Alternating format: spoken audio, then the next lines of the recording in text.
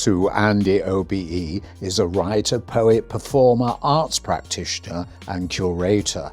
Leaning Against Time is the first substantial publication by SuAndi that brings together all the aspects of her creativity. At home with the dramatic monologue as the lyric and the ballad, rhythms of speech and performance echo off the pages in Leaning Against Time, making visible a remarkable trailblazing writing career. Her poems are fierce, vividly powerful, and present dramatic depictions of women's lives in Manchester, the city she grew up in, and of black communities, and the lives of those whose voices are not often heard, even now, in contemporary British literature. I was privileged to receive an invite to attend the book launch, and this video celebrates this memorable occasion. Hello Chakabatis, welcome. Thank you for joining moi, Nigel Cecil. Hilary is over there, aren't you, Hilary? Here we are at the Aviva Centre in Manchester. Look at what's on. A Balkan erotic epic. That's not for us. We haven't got our age verification with us. And of course, being young at heart, we're here to see a book launch by our good friend SuAndi, Leaning Against Time. Have I got the title right? You know, moi. I forget these things, but Sue and moi, well, we've known each other since we were sort of that age or that height. So let's go inside and see what the Aviva Centre is like, because we've never been here before. Chakabatis, the ticket office is open, and I hope, Drew is waiting there to hand moi the ticket. Ah, Drew, you are a star. Thank you. Look at that. I've got the ticket, so I shall go and meet Sue. SuAndi, Leaning Against Time. Thank you, Drew. We've never been to the Aviva Centre before, so which door shall we choose? It looks an impressive place. Hold the door. Tug it away. And look at this. Of course, this is at the back of what used to be Granada Studios. Is this where the warehouse was? I'm not really sure. Somebody will no doubt tell me what. David Hockney, Balkan erotic epic. Ah. Nice atmosphere in here, chilling and relaxing. And there's a stage there, obviously, for presentations. I don't know where we are with Sue, but we'll no doubt find it later on. It's a lovely cafe area, food and drink, and something else that says a hall. Well, we'll make our way. Stick with us. See what's happening. Collect coffee. What do you think? Are you impressed by this? We'll have a little pan round. Technical word there for those like to impress and use words like pan. It means nothing really. Just means I'm going to do a twirl. Do a twirl back and find out. I think there's an entrance somewhere. The Andrew Law Hall. Well, join me shortly and I'll see where we have to go. Well, isn't it impressive? Well, Chakabatis, here we are on the 6th floor of the Aviva Centre, and it's all looking very pleasant, waiting for Sue. All cultural and relaxed, and there's tea and coffee and little cakes as well. Should we go and dive in and have a little bit of fun? SuAndi, Leaning Against Time. A look at the book, ready to be read, pristine, brand new, hot off the press. SuAndi, Leaning Against Time. The topics in Leaning Against Time relate numerous issues, a historical personal portrayal stretching back decades. We've chosen 3 out of the many to illustrate this. A haven for women and children.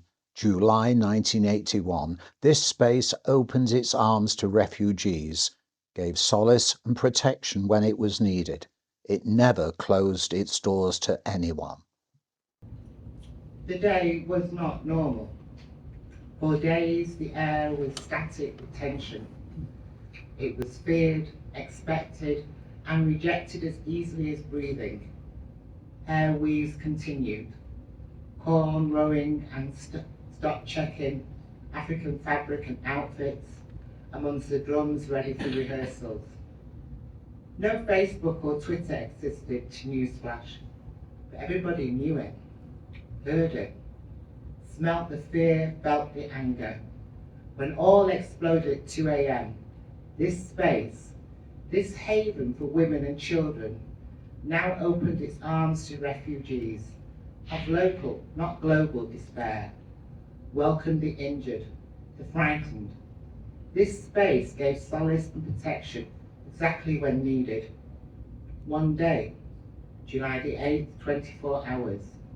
2 days, July the 9th, 48 hours. 1981, Abercrombie never closed its doors to anyone.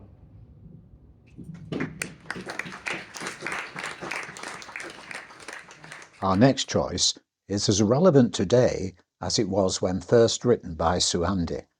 In a small way, it may relate to Equity, the UK trade union for actors, entertainers and creatives, protesting, campaigning, signing petitions, equality. I'm tired of protesting outside. I want to be inside, where it's warm and they're serving coffee, with odd tasting sandwiches and biscuits single wrapped. You can throw your crumbs to the birds. I have taken to the streets so many times, my feet are blistered. Can I now stand by the lectern with a microphone instead of my mouth working like a megaphone? My lungs burn from inhaling the fumes of all this shit. I'd like to breathe in the air of power and exhale with reason. Tired of screaming my rights, it ain't right. I have signed so many petitions, my hand writes as I am sleeping. Now I click my support from one campaign to the next, and still I'm outside, ostracized to the inside, where you gather to ask of me in hushed tones in case I am listening. We can't hear you at the back, while you refuse to speak louder, for fear your conspiracies will spark a revolution. And I am armed, part of an army of many, across the many hues of my people. You can keep on scheming. We will weep and bury our fallen, pushed over and stomped on by you, generation after generation.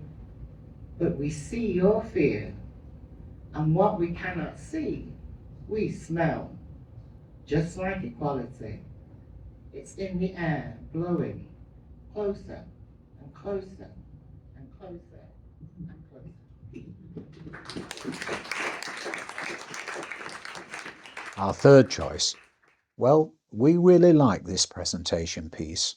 SuAndi naturally, emotionally and personally questions how others might see her and her performance art. Every woman in this room knows how the other side of the track often accuse women of overacting, overreacting, and when you're a black woman, it's often you're being aggressive, you're not doing it properly, calm down, you're acting up. Am I an actress? You're fooling. Ask me if I'm black. Ask me that, go on, ask me that. You see, the role I play wasn't written just for me. The script is etched upon my heart. The birth of life, I learned my part. The stage I play is all the world. There's backdrops painted shades of white. It's how I'm seen and heard. Upstage I act humility. Downstage I perform soliloquy. Stage right here, the freedom in my delivery. Sometimes the audience say I cannot sing. As backstage my lips speak silently. And in their seats a quivering mass pray for the guilt of the scene not to last. In mine, I am brilliant. See the emotion in my eyes?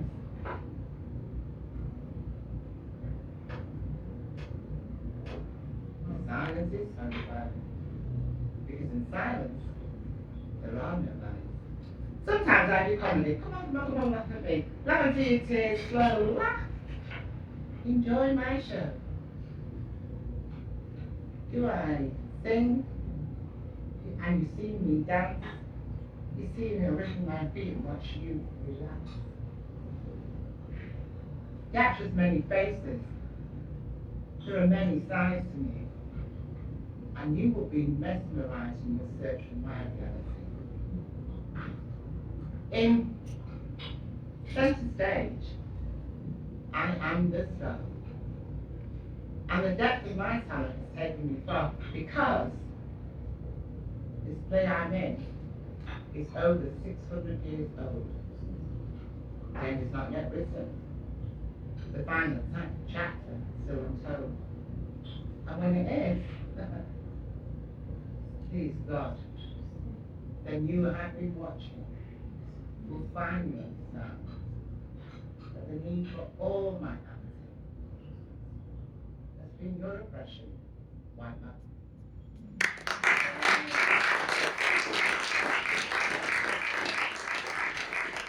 And we all gathered together afterwards to wish SuAndi all the best and enjoy the convivial atmosphere and the cake.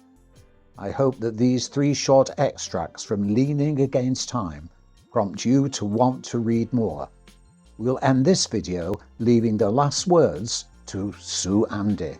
Right, this cake is not coming home with me. I don't eat cake. Beautiful cake. Fabulous, Sue. Oh, it's fabulous. Absolute fabulous cake. Yeah.